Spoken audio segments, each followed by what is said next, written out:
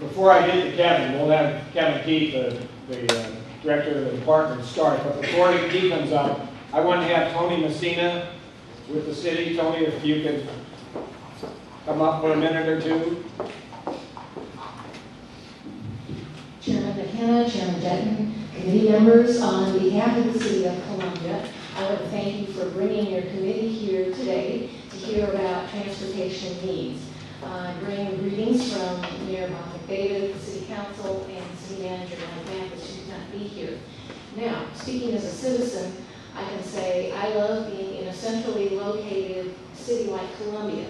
Thing is, you have to use I-70 to get here. We've got about 20 miles of I-70 in Boone County. So whenever there are construction programs or accidents, there are choke points on Highway 70. We have another choke point, Highway 63 to the east and 740 junction to the west.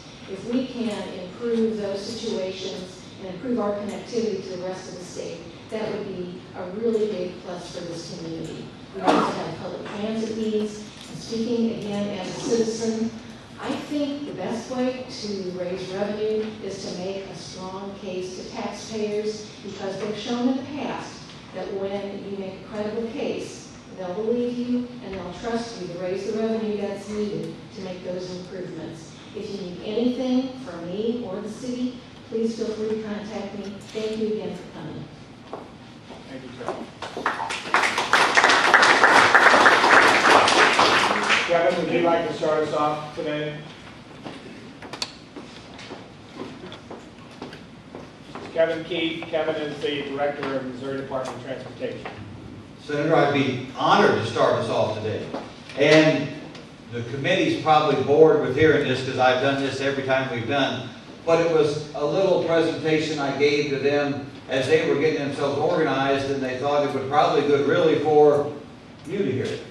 And so that's really what this is about, is to understand, before we get into what projects everyone wants and needs, is to understand there's a problem in our country. There's a problem in our state, and it's how we fund infrastructure moving forward. And I'm not sure everyone fundamentally understands, one, that we have that problem at all, let alone why it exists. Well, let's start with this. We fund infrastructure, transportation infrastructure especially, in this country, in this state, almost entirely on fuel tax. Nationally, it's almost entirely that. In the state, most of it's fuel tax. 70% of all the money that comes to MoDOT to fund infrastructure comes from fuel tax. Now, it hasn't changed at the national level or the state level in 20 years. And so put yourself as your business owner, farmer, and the revenue from your activity hasn't gone up in 20 years. That's where we're at. But your costs have. Fuel was about $1.20 a gallon when the fuel tax 20 years ago was put in place. Today, depending on what month or week you're talking about, it's somewhere between $3 and $4. Asphalt was $26 a ton. Today it's pushing $60. Concrete was $50 a cubic yard. Today it's $150. You get the idea, is that that's the cost of doing business in our world, and so that alone is part of the problem. We have a revenue stream that makes up so much of our total supply that hasn't changed in 20 years. We're just not keeping up. Now, there's another part of this problem that's relatively new, and that is fuel. A few years ago, we got to the point that fuel in Missouri actually got to $4 a gallon. And it took that point for people to take notice and really change their behavior any at all. You know, fuel was a pretty inelastic thing as the economic models go. But a strange thing has happened since then. And that is, as we've been past that and the price of fuel has stayed at above $3 a gallon for a long time, we as Missourians and Americans are starting to make a different choice in how we travel, what vehicles we buy, and the government's helping us. as we approach 2030, corporate fuel economy has to be almost 50 miles a gallon for vehicle manufacturers. And what's happened over the last 5 years, revenue from fuel taxes in this state and our country are actually going down. Now, we've used fuel tax as a primary mechanism to fund infrastructure since the interstate era began in the 50s. And other than a blip in 1973, it's the first time we've had a 5-year decline in revenue from fuel sales. And why is that? Well, when you go look at a car today, just you turn on the TV tonight, look at the advertisement for cars. They are leading with, this one gets 42 miles per gallon. This one gets 50 miles per gallon. And that is not the case just 10 years ago. You know, how many miles per gallon the vehicle got was at best, secondary consideration for most of us when we went to purchase a vehicle. Now it's primary. The miles per gallon it hadn't quite doubled, but it's almost doubled in the last 20 years. You know, I was in a Ford F-150 pickup truck the other day that got 23 miles per gallon. And I remember when you bought one that got 9 miles per gallon, that was doing pretty good. This trend is not going to change. And that's what I think folks have to understand, is that the revenue from fuel sales is never going to go back up. And this is actually a good thing for our country and for our state. Quite frankly, using less fuel is good for the environment. It gets us less dependent on foreign imported oil. It helps a lot of national and state directives and goals. But it has, I think, at this point, an unintended consequence. And that is, it's how we funded infrastructure, and we haven't figured out how we're going to do that different. Now, that's the problem that we've got. And there's no easy answer to it. You know, in Missouri, the way we're structured, if you're going to fix this, it's going to have to go to a vote of the people. Because it's very difficult to do otherwise. And I'm asked all the time, well, Kevin, how would you fix it? And quite frankly, I don't know that I care how we solve the problem. It's just important to understand we have to have resources for this, but I do have an opinion about it of what won't work. A whole bunch of folks come to me and say, well, we just need to increase the fuel tax a cent or two and we'll be okay. And I guess I need to make sure folks understand that's not the answer. We're too dependent on fuel tax to fund transportation now. We're not diverse enough. 1 cent fuel tax generates $40 million total. 30 million of it going to the state. Any more than a 2 cent fuel tax requires a public vote. And with our attitudes about fuel and what the media's done to it, there is zero chance that you could pass a fuel tax of 20, 30 cents per gallon, because that's what it takes to address this issue at a public vote. There's no chance to it. And so I just don't think that's the case. Just to give you a comparison, a 1 cent fuel tax generates, as I said, 40 million, 30 million from MoDOT. A 1 cent sales tax generates, over the 10-year average, $750 million. Not that that's the only answer, but it certainly gives you some idea of some other areas we need to look at. Senator, I think I'll stop there and answer a question or two if you have one. I think at the last meeting, someone asked you to briefly address what MoDOT has done over the past year, knowing that this is hanging over your head. Yeah, this is not a surprise to us. Shouldn't be a surprise to anyone in this room, but it is. I remember my predecessor talking about falling off the cliff. We've known this is coming for a while. We've spent 10 years solving our problem by bonding short-term fixes, but it's not coming anymore. It's here. It's right in the middle of us. And so what MoDOT has done is realize that there's no one right now standing in line to give us any more money. We're focusing on the only part of this equation we can, and that's our cost. And so to put more money into the roads and bridges in the state, we are doing what businesses do all the time, is we're getting smaller. We're reduced MoDOT staff 1,200 employees. That's just shy of 20%. since about a year ago, and that's about where we're at right now, 1,200 employees smaller. We're reducing our footprint in Missouri by 131 facilities, 3 of our district offices, 110 maintenance buildings, and various other stuff. Getting rid of about 700 pieces of equipment, trying to get to be the smallest organization we can and still do an effective and efficient job for the citizens of Missouri. And all those efforts together will allow us over the next 5 years to put $500 million more in the roads and bridges. It doesn't solve our problem, but it buys us 2 more years that we can still match federal funds. As we approach the year 2018, unless something changes, we won't even be able to do that. Any questions for Kevin? Yes, Joe. Kevin, could you address everybody with your take on the new federal highway bill, which was just signed by President Obama on Friday, and what perspective it has on the situation? Joe, probably I would say it's one of mixed emotions.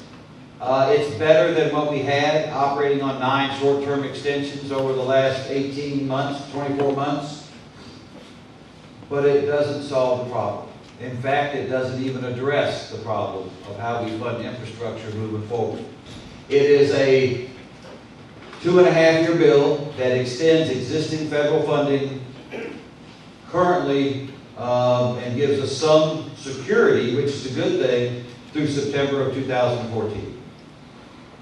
Not that much change in the structure of it. We have some collapsing of federal programs that should give us some flexibility on how we use some of the money, which will help some. Some help, I think, in the ability to streamline and get projects moving quicker, so there's some good things in it. But the issue, if I'm disappointed in something, is the issue of how we fund infrastructure moving forward nationally is not addressed at all.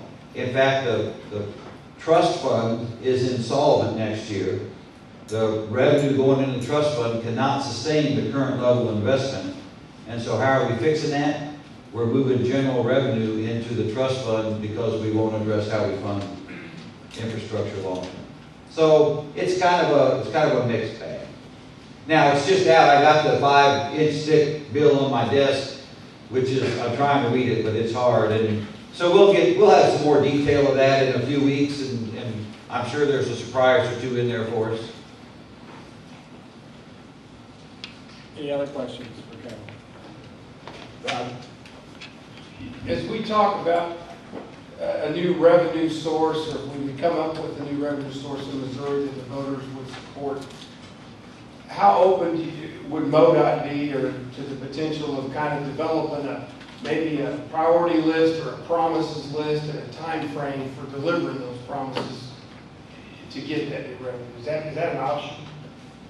Mr. Speaker, I think probably more than an option. This is just Kevin's opinion now.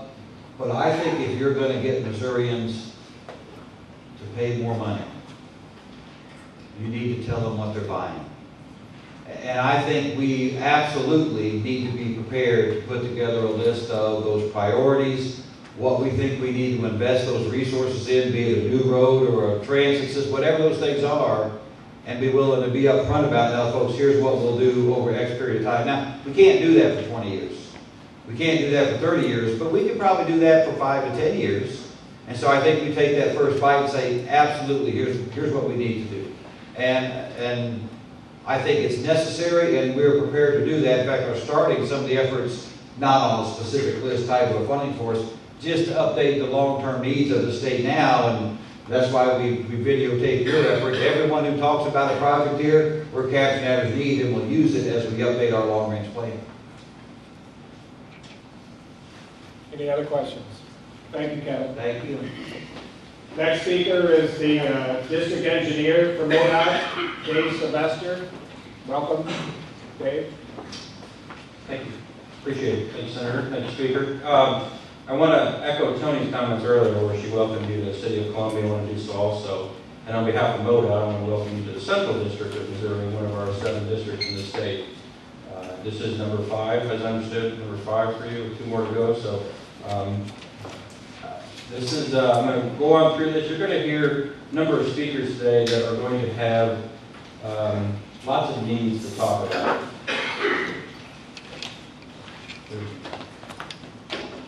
Thank you. This is our central district. It's 18 counties. It's restructured here recently with what Kevin just talked about as part of our Boulder 5-year direction. Population of just over 650,000, 11,000 square miles, and about 5,200 miles of road. We are a rural area. We are a tourism area with the lake and with Bennett Springs and the like. We are logging, we are mining, and soon we'll probably be filled with rabid athletic fans from the SEC. So this is what we deal with, and we got two major arteries that cross our district, with I-70 kind of goes across the top of the district, and I-44 across the bottom of our district. These are two major roads that I'm sure you're going to hear about today, least of which will be me. I'll talk about some of the needs that we have on these. Bridge conditions. We've recently made very good progress with bridge conditions across the state, least of which in the Central District with our Safe and Sound Bridge program. But as you can see, about 40% of our bridges that go over our major roads and 33% of our bridges over minor roads are in good condition. Our goal is to get all these bridges that we possibly can in a good condition. So we've got a lot of work to do, and we still have a number of these. And as you improve bridges, obviously you have bridges that fall into the fair or into the poor category. And so we've got work that we need to do there. Our bridge needs, 108 bridges in good condition totally, 61 lane bridges. Does that mean they are in bad shape? No, it means they're just a 1-lane bridge, and we probably limit the width of them just so that they can carry their legal load. Some of which we have to post. But to take care of those bridges and get those bridges into a fair condition and continually moving this forward, we can't just get them all into a good condition immediately. But to continue making steps and moving forward, we need an additional $5 million in the Central District from what we're putting into that program right now. Pavement conditions. Obviously, this is what people know us mostly for, bridges and pavements primarily. And getting our major roads and getting our minor roads in a good condition, good or better condition, is not easy. And as you heard Kevin talk about what it costs in asphalt and what it costs in concrete, it takes a bite out of really where we are with how much we can do.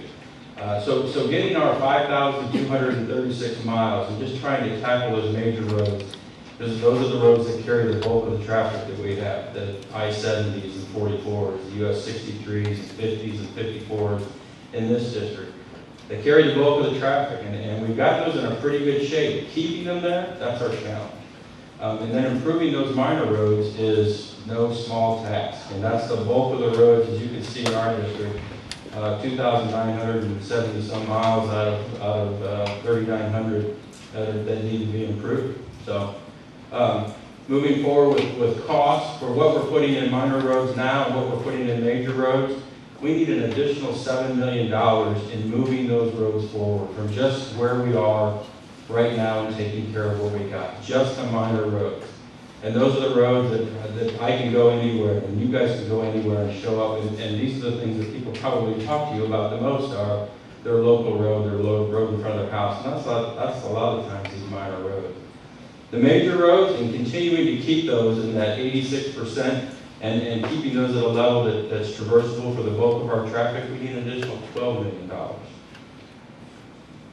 Safety status.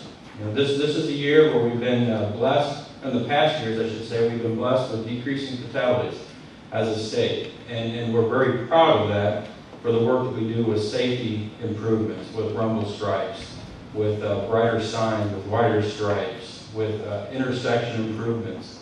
And so that keeping those fatalities down and keeping the accident down is a constant challenge. And we are always identifying locations where we can take those next steps to do that. So shoulders and rumble stripes, I mentioned the rumble stripes, they're annoying, but boy do they work. You know, and we've all hit them, I'll admit it. And but the shoulders is a program that we were working on recently with some of our minor roads. We've identified locations that deserve a shoulder on them. And it's because of travel miles, it's because of vehicles, it's because of accident history that we are putting some shoulders on these areas as best we can. And we need to continue doing this. We need to continue looking for these areas where we can add shoulders and rumble stripes and doing intersection improvements or even interchanges. And to do that is a $10 million venture in addition to what we're putting into these safety improvements right now. So here's our major corridor and our regional needs. And you're probably going to hear a lot about these through the course of the speakers that we've invited here today. None of which are least important than any, well, I-70 is probably pretty darn important. So we'll just start off, that one's at the top of the list for a reason, and so is I-44. And a breakdown of these, you can see at the bottom, is about a little over $2 billion to address these corridor needs. And again, these are major corridor improvements, or they're major site improvements, not so much the daily work is what we're at. I-70 is a big one, and this one just focuses on, when we talked about the total of I-70, we talked about the 3 different possibilities of how we could fix I-70. And it really was what we decided to land on. This is just looking at the basic function of I-70 of adding 2 lanes in the middle with a barrier. And so, and I-44 is very similar. Now, US 50, we've made great improvements on US 50. From east and west of Jeff City. We're relating a project here later this year to develop it further to the east. We still have this goal to make that a corridor that extends from Kansas City to I-44 as a 4-lane corridor. And so there still needs to be done there. US 63, heading down from between Raleigh and east of Jeff City, is another corridor. Route 242 is at the lake. This is a road that we recently opened, and it crosses the Lake Community Bridge. And there's a need to continue this 4-lane structure at Route MMTT and F that will connect up to Route 5. Route 5, from north of Camdenton to the Versailles area. We've got some improvements that we've done there. This is another corridor. I mentioned the tourism. The lake is a major generator of traffic, particularly this time of year. Route 740 extension here in Columbia. This is it connects up on the southeast side of Columbia. It connects up to the Lake of the Woods interchange. And then it was mentioned by Tony earlier about the congestion of the pinch points. The 740 interchange is a pinch point on I-70. And an interchange at Scott Boulevard is much needed that would help relieve some of the pressure that uses that 740 interchange as it is right now, Stadium Boulevard interchange. And again, we add these up, they're no small cost. These are needs in the regional area here. So you're going to hear a lot more, I think, from folks about these, because we've asked folks that have passion about these interests locally and on a statewide basis to come talk to you all and address it. We've also asked them to try and figure out what are those ways that we can pay for them as taxpayers or as businesses or landowners or whatever representation these folks that come to you with. As Kevin mentioned, we've done internally a lot of things to try and do what we can to cut these costs and what we can put on the road as best we can. We can't cut our way to solving this problem. And so this is where we're at now, and this is what we bring to you today as far as what the needs are in this area of the state. I know you've heard these needs in other areas, and we'll continue to hear them in your last meetings. So with that, I will again thank you for coming to Columbia and the Central District, and see if I can answer any questions. Any questions for Mr. Sylvester? How many miles on your 10 million for safety? Is there a way to tell how many miles that puts road strips and shoulders on, or is that just an overall estimate? It's kind of an overall estimate of everything. And where we're at here the next couple of years, we've identified, we are putting $10 million in the district into shoulders over the next 2 years. So continuing on this, and we've identified about 150 to 170 miles that we're targeting. So that kind of gets you a realm of what that $10 million buys you over 2 years. Now that's just shoulders. The rumble stripes, intersection improvements figure into that also. So a breakdown on a per mile basis is kind of, it's kind of flexible. Any other questions? Mr. Chairman, Yes, Ed. could we get a copy of your presentation this morning and include in our packet? Absolutely, we'll get you. Tom? On the safety devices, I've noticed a trend in the most recent past of putting those on one side or the other. Is that for ease of construction, cost of construction, or is there any plans to go back to doing them more in the center? I think it's a dependence on which device is used, and I think you're talking about the guard cables, right? There are two different types of guard cables that we have. One is a low tension device that was developed as a mid-states test function out of University of Nebraska. And we've been using that device for probably a little over 10 years, maybe closer to 15 years. There's a high tension device that's probably the one that's closer to the road that you're seeing, and it's designed to have less give in the, when it's struck, there's less give in it. So you don't have to put it in the median and it reacts to that. Having witnessed a spin out, I noticed the ones on 63 bounce cars back into the lane of traffic. And representing the trucking industry, if there was more truck traffic in that situation, it would shut that highway down for quite a period of time, whereas the center catches allow you to kind of get the accidents. And I noticed more on the interstates, although I've seen more of the new construction being closer to the center lines. I didn't know if that was a trial or that was the way they were going, but it seems like that's more dangerous for the traveling public than the center stripes. It is a function that does happen on occasion. If you strike those, it will bounce back because they tend to act a little bit like a concrete barrier in essence. Thank you, Dave. Thank you. Now we'll start with the public testimony. And the first person is Bob Gilbert with Jeff City Chamber.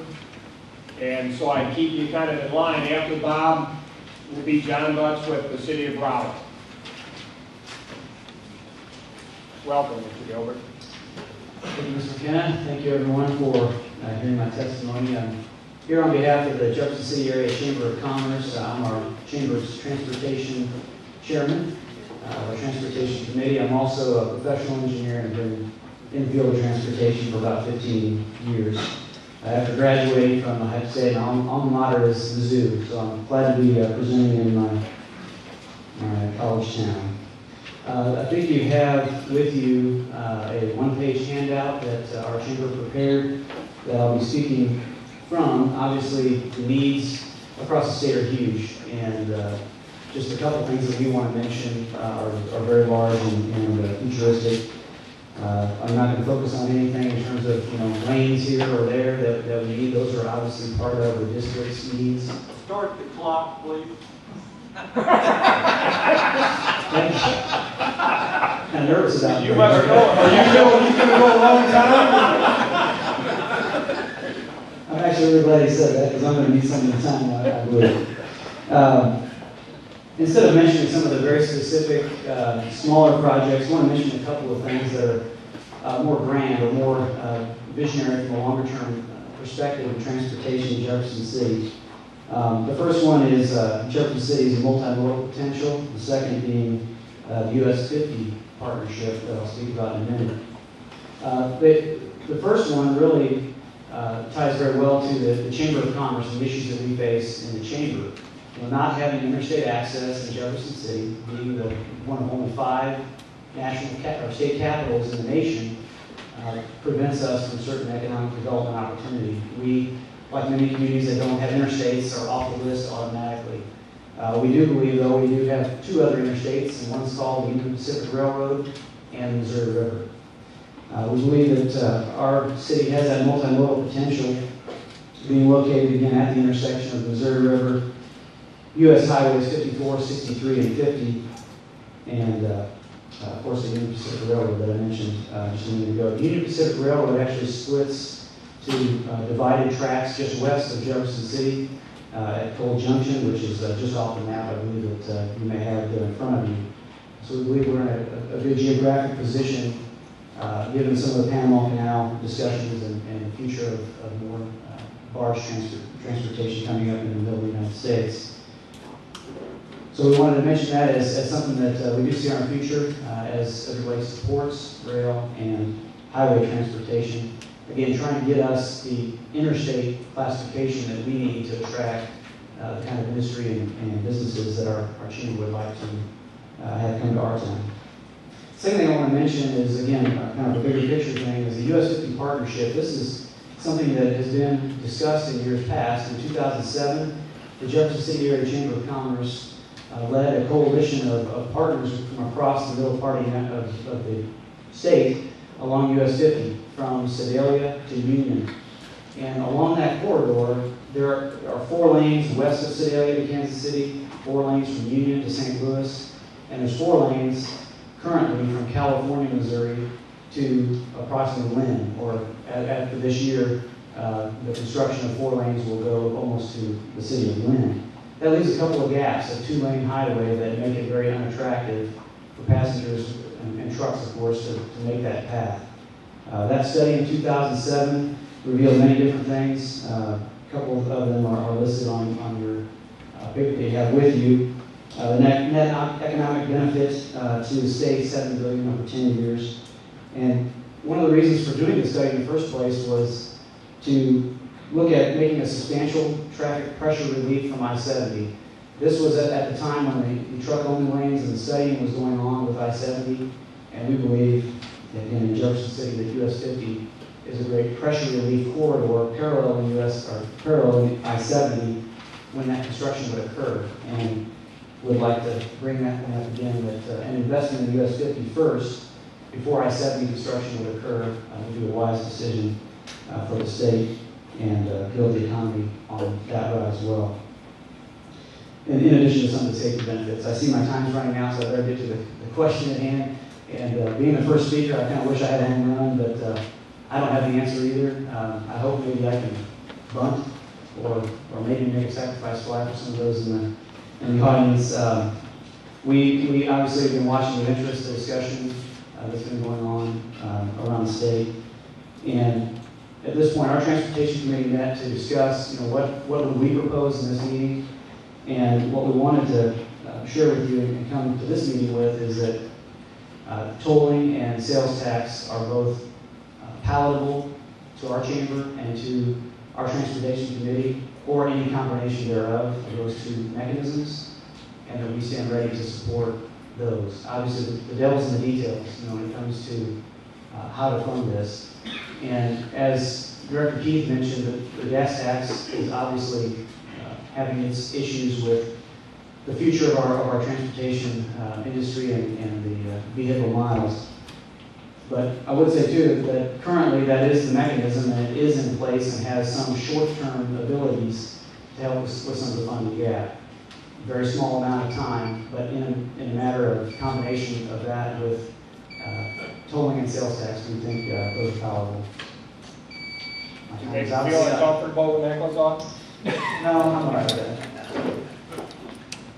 Any questions that I can answer for you? Any questions for Mr. Bill? What level of sales tax would your group be interested in supporting?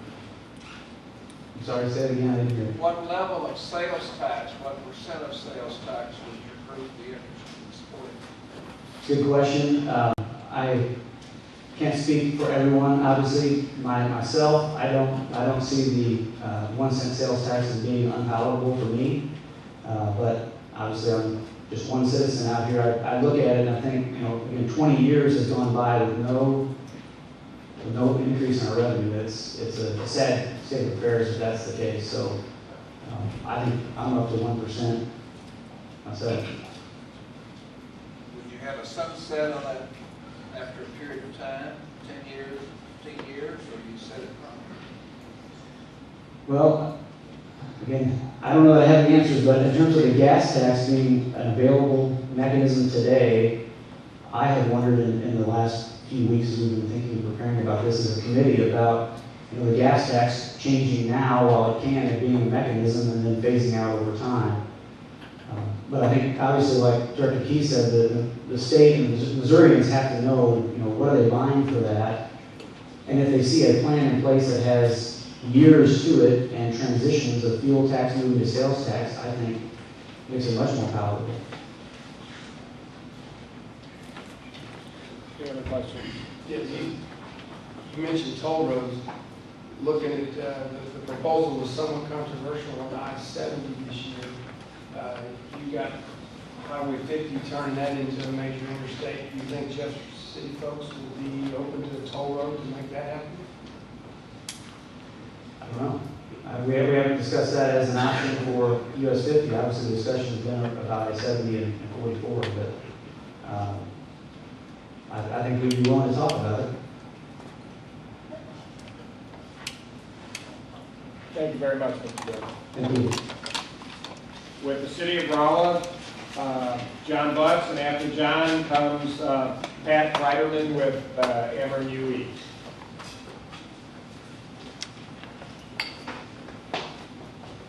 Thank you. Thank you for allowing me to be here.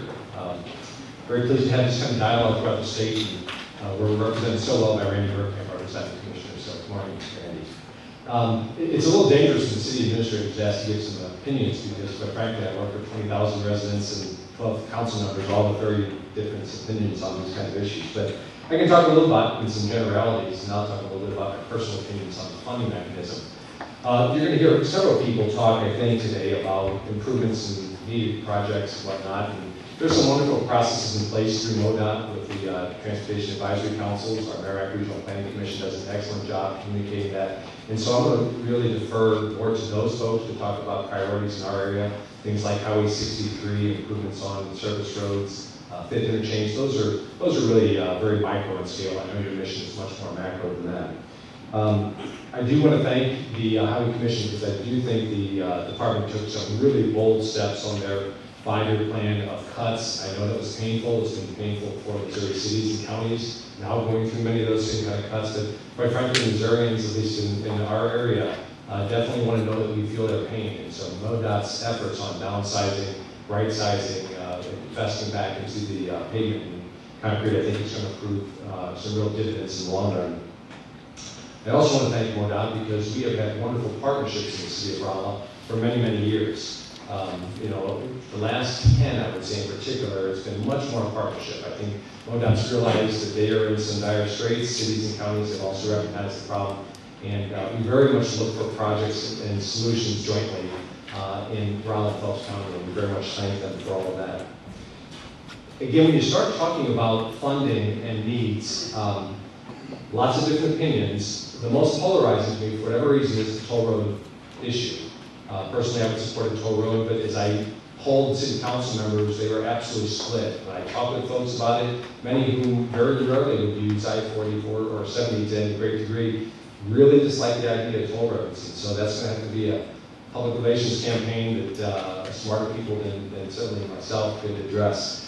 But the one message I do hear from everyone I polled at the city council level was it's going to have to take varied revenue sources to get out of the solution. Generally, there is support for that sales tax, but I don't quite agree that there is support for a 1-cent sales tax. Missouri is quickly approaching 10 cents in many, many communities throughout the state. And sales tax has always been a funding mechanism for cities and counties, not so much for the transportation. So the idea of transportation and education getting into sales tax certainly makes us a little bit uncomfortable at the local level. But a half-cent sales tax, in my mind, is very palatable, seems to have support when I talk with people about it. The 1 cent might be feasible, but I think it's going to be earmarked. So I think a 5-year to 10-year plan on a half cent that could go on in perpetuity is very feasible. And I think if you're going to talk about a 1 cent, you're going to have to look at a sunset on that and commit to delivering the promises made and going back and saying, okay, we approved that, we can take another step in that direction. I think gas tax can be raised. It's going to be very controversial. It's a very small amount, obviously, of the $3.30 or whatever we're paying today for our gas tax, and not so popular, but people recognize that it is a primary funding source. Those buying that fuel are paying for those improvements. And then I think vehicle fees and whatnot certainly should be adjusted upward every opportunity they can to generate some of those additional revenues. So I think one of the biggest things I would challenge this committee with is you go back to the legislature or the commission. I'm not sure where the recording is going.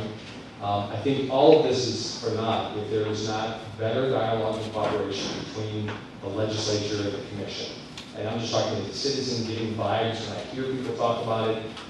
Too often I hear legislators talking about not having the confidence. And I'm surprised at that because I think MoDOT's done a wonderful job in the last 7 years in reestablishing that rapport relationship. But I don't think any of these efforts are going to go forward if the legislature is not going in confidence to support the Highway Commission and being active in their support of the endeavor. So I know you have a lot of hard work in front of you, and thank you for your time. Thank you, John. Any questions? Thank you very much. You were questioning about the tolling. What was the opposition when you were faced with opposition from the locals over tolling, what was the objection? What were they?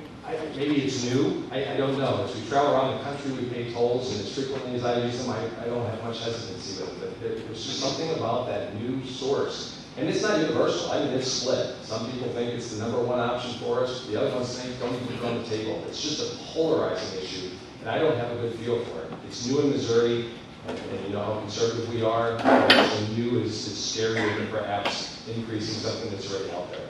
So I don't have a great answer for it. Do you think it's the locals who feel like that they'll always be charged a toll if they live in the area where the toll routes are? Well, you know, we don't hear much about tolls on 44. Most of the dialogue has been tolls on 70, and I don't know that a lot of our folks live and breathe off of I-70. So I think it's more the philosophy or the fundamental issue of the toll than it is the direct impact. Certainly if I'm on 70, you know, living off that as a community, perhaps it's more of a threat or a concern. But I think it's just a general reluctance on something new. Good way. Okay? Yes. Thank you, John. Thank you. Mr. Kreiderman with the Ameren, and after Mr. Kreiderman, Nick Edelman with the City of Osage Beach.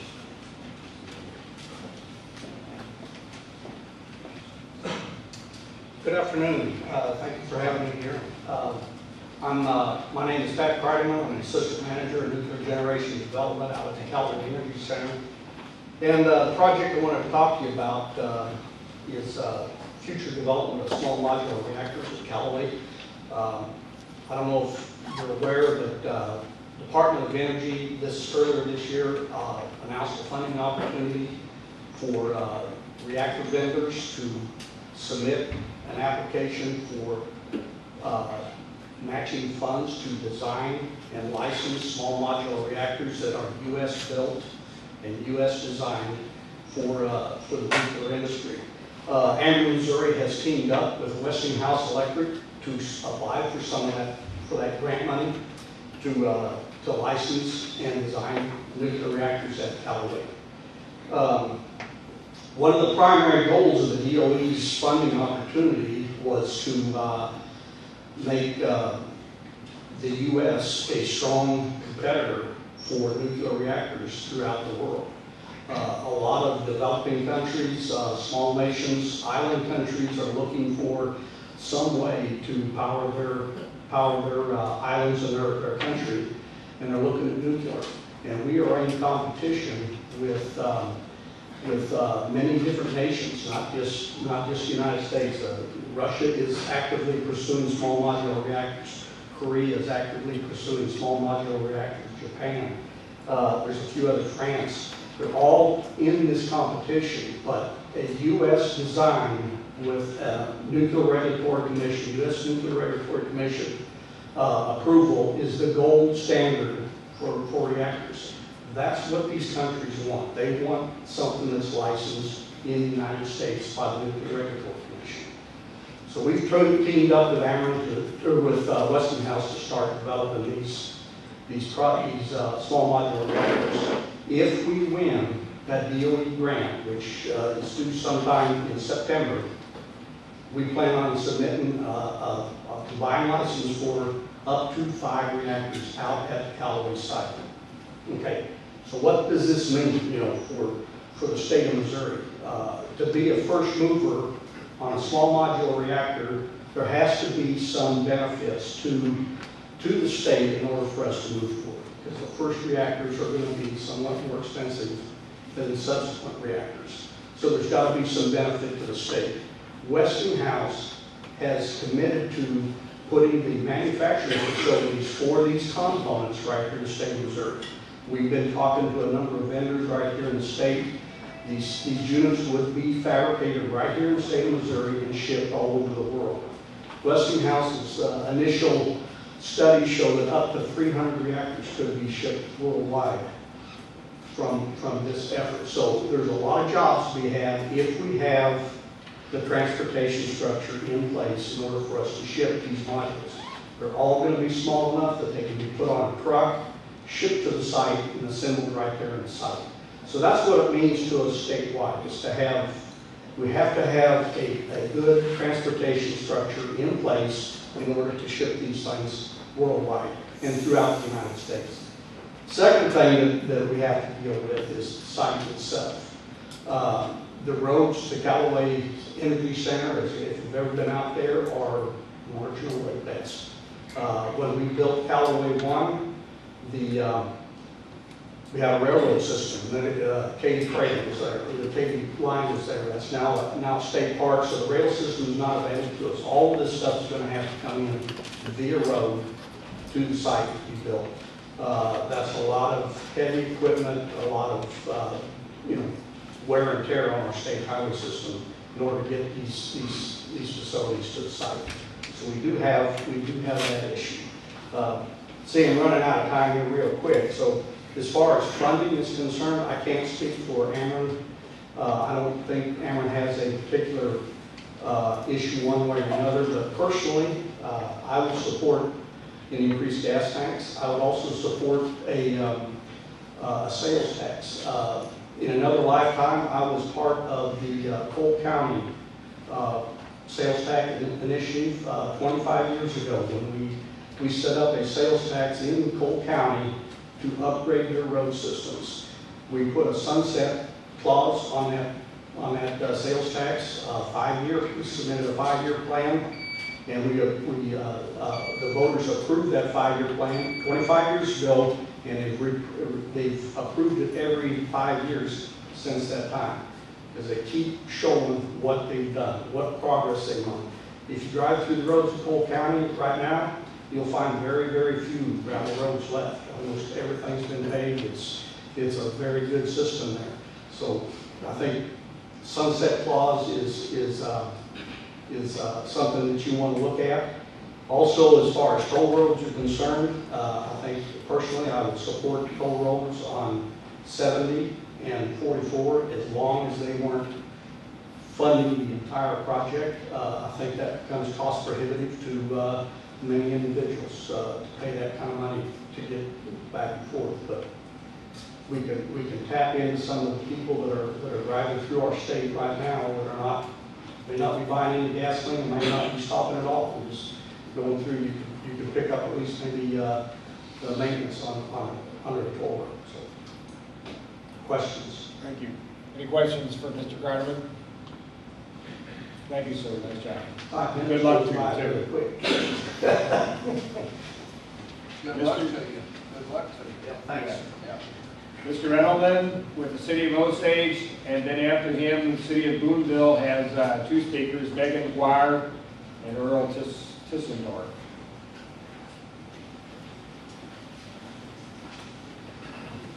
Welcome. Chairman McKenna, Chairman Jetton, thank you for your time. Committee members, thank you.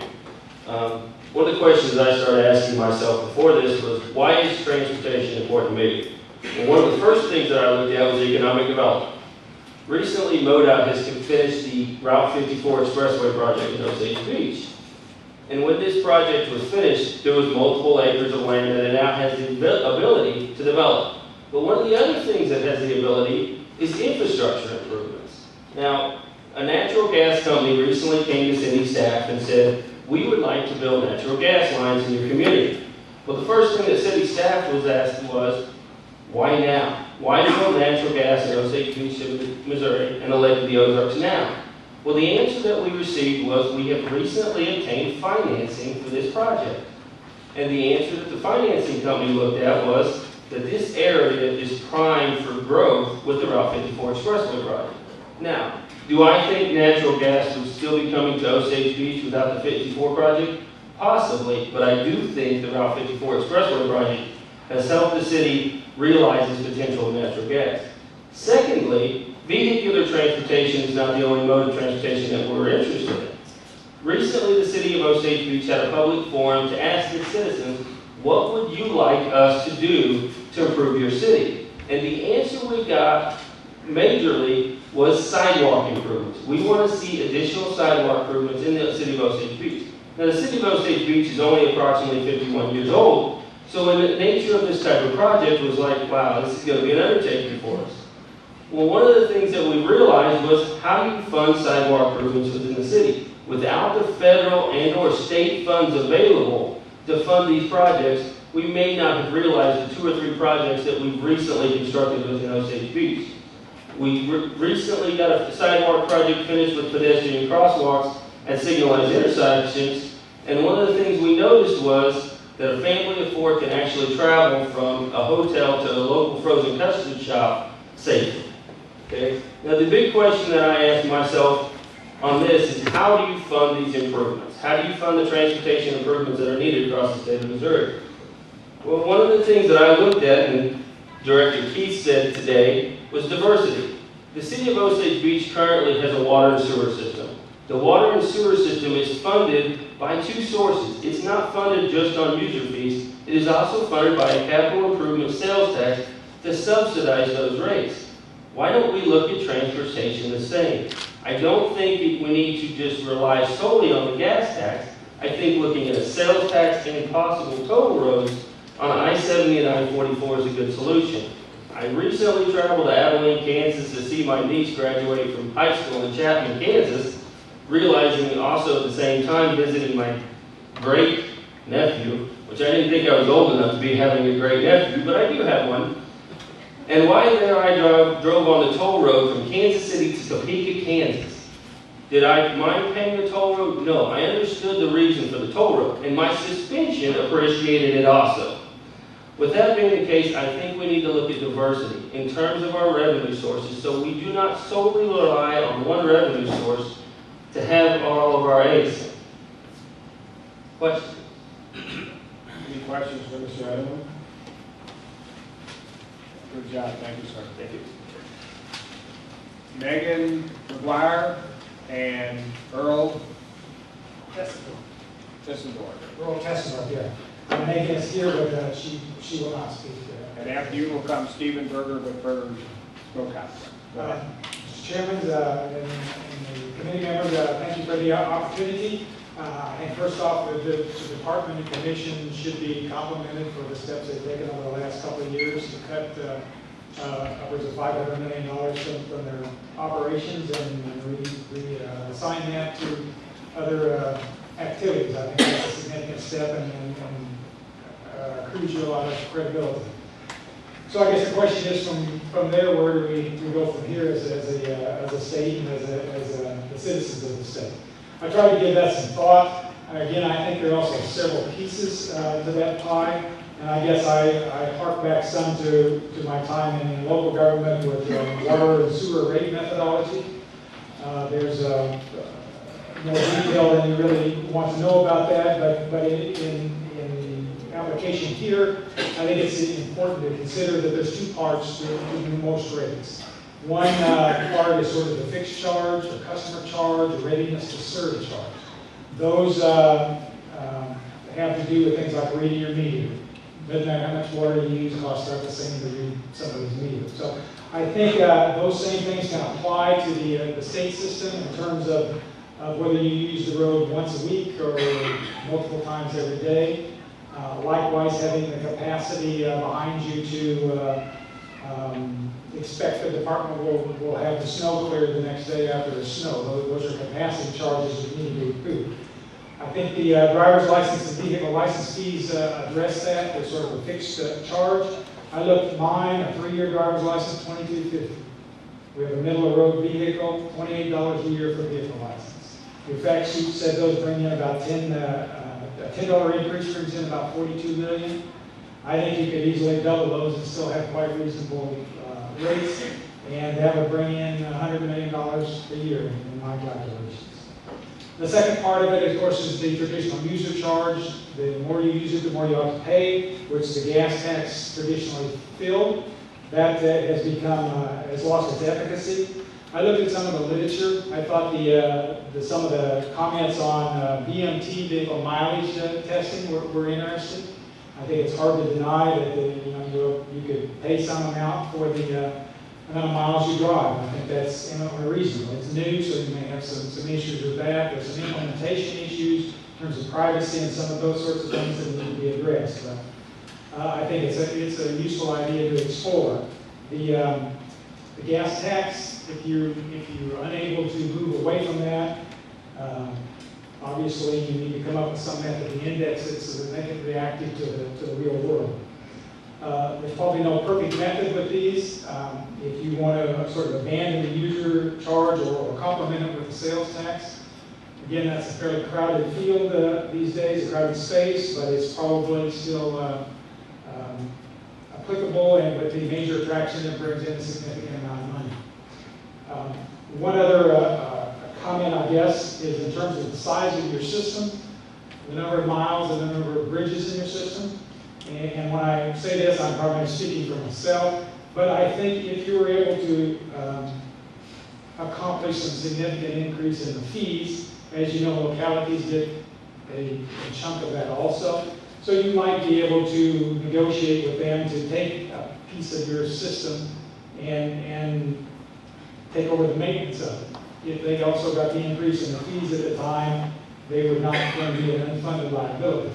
Make no mistake, our costs have went up like everybody else, but I think if we all try to be part of the solution, it may help us get there. Obviously, when you do that, it needs to be in fairly good condition so that you don't have to deal with it in the first year or two. And it's also a plug for maintaining the STP program, because those allow communities to do a fairly significant project over 2 years that usually would address these more arterial level streets that would be involved. Last point, I think the infrastructure bank has some possibilities if you need to advance some projects, particularly if you could use some sort of a temporary sales tax to seed it, where you don't have to pay the seed money back, and then try to keep it replenished with some repayments out of some of the new fees as you go. So I think multiple sources are probably somewhat advantageous. They have the baggage of being difficult to implement if you have to have multiple valid issues and so forth. So that's all I have. Thank you very much. Are there any questions? Thank you, sir. Good job. Well thought out. Steve Berger, and next behind Steve would be Leo Sanders with the Crawford County Commission. Good afternoon. First of all, I'd like to thank the panel for inviting me to come and speak. I don't claim to be an expert in this subject, like a lot of the folks in this room, but I do come as a consumer of our transportation system, both as a private resident as well as a business owner. So I think one of the most important things that this whole effort should generate is a greater sense of public awareness about our transportation needs, our infrastructure needs.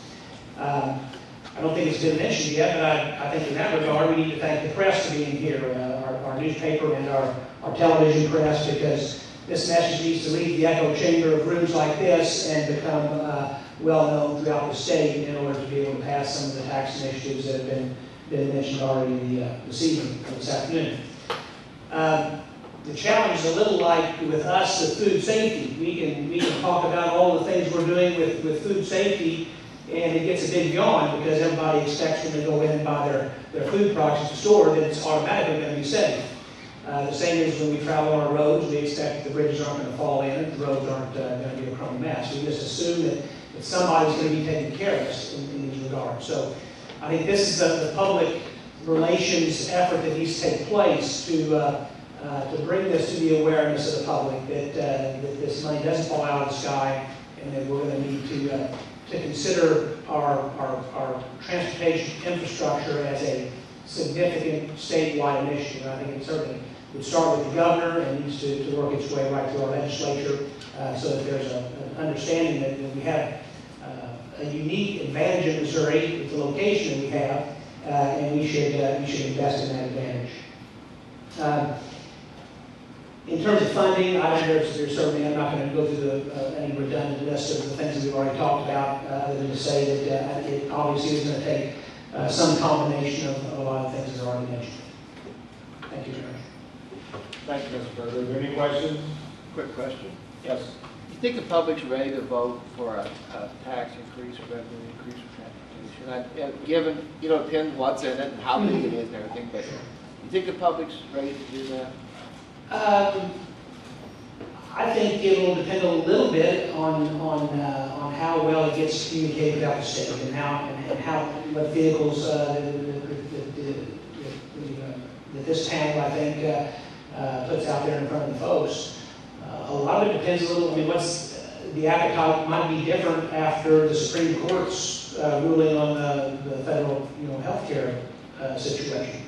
There could be things outside of what we can even do here in the state that might just, people may have such an appetite for or lack of appetite for tax increase, no matter what kind of PR job is done. But all we can do is do the best we can. And I think something along the lines of a 15-cent diesel tax and a half-cent sales tax certainly would raise maybe $500 million.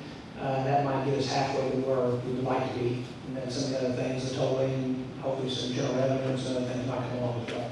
I think you'd probably agree, you're probably from a rural area, obviously, but I think people in rural areas recognize the need for a good transportation system. And I think of the kind of taxes that they look at, if they're going to support something, they might support something in the transportation area because they recognize the need for it.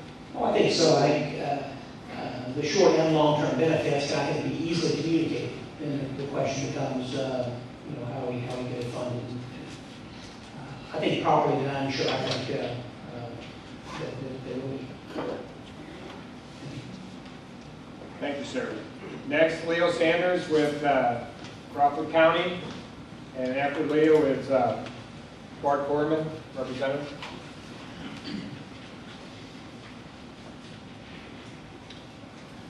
I've got way too much paperwork. You're scared of us. For 5 minutes.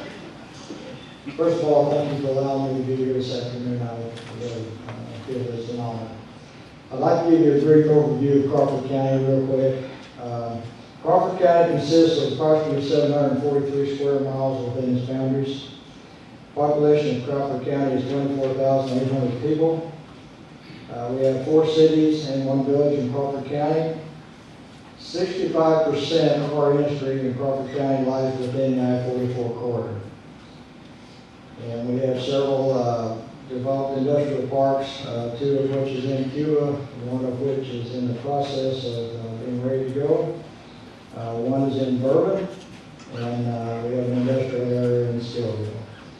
70% of Crawford County residents are employed in Cuba, and Crawford County's unemployment rate sits at 11%, not counting those who can draw nothing more that are still jobless, because they've already drawn what they can.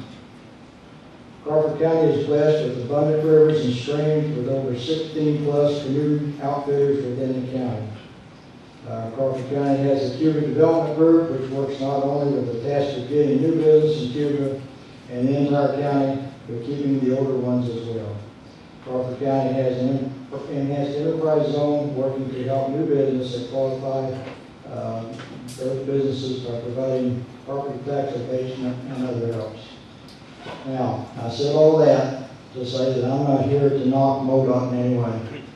MoDOT has done, and I know I'm putting sugar in the coffee, MoDOT's done very well in Crawford County. They really have. They took care of some bridges for us through the Safe and Sound Bridge Program, which I think is very important. I think we need to get behind them and support that. They've done several one-way bridges in our county that have provided safety for our residents of Crawford County and those that are traveling in the county, along with those trucks and stuff that are industry related. I've got some maps here, but I'm not going to throw those out to you. I can later. The BRO funding program that are essential to counties.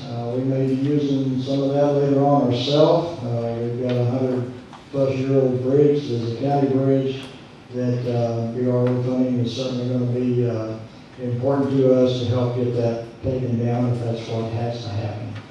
We're still looking into some other options. We've got I've got 4 bridges marked on the map here that's in Crawford County. One of them is on Highway 19 South. It is at the Crawford-Dane County line. I know MoDOT's probably already looked at that. It is a one-way bridge. The problem with some of these bridges is the fact, and I know they're aware of that when you come down the hill, you're on that bridge before you know it, you're there. So it's very, very important that the Safe and Sound Bridge program stays in place. Again, I could stand here and put down pages of lists of things that the residents feel need to be done in the county for bridges and roads. But I think, again, I want to thank MoDOT for the job they've been doing. With that, sorry MoDOT, the county is not interested in taking over any state road. So I'm going to end it at that and allow a few questions here if you have any. Thank you, Commissioner. Any questions? What about funding sources for MoDOT? Do you think would be supported in your area? As you heard the statistics, we live in a show-me state, and I think education is going to be very important for people out there. I am a retired state worker from the Department of Conservation. I was involved for almost 40 years in the Smoky Bear program. What made the Smoky Bear program, I think, a success was the fact that we got into the school systems and we got out to the public and we sold the Smoky Bear program and the campaign that it brought forth. So I think you're going to have to be a salesman. Whatever the program is that you decide to do, we're going to have to show the people the need. We're going to have to show them what's available to them. If we do this, you're going to have to be a good salesman. You're going to have to bring this out. You're going to have to sell it to them. Any other questions? Thank you, Commissioner. Thank you.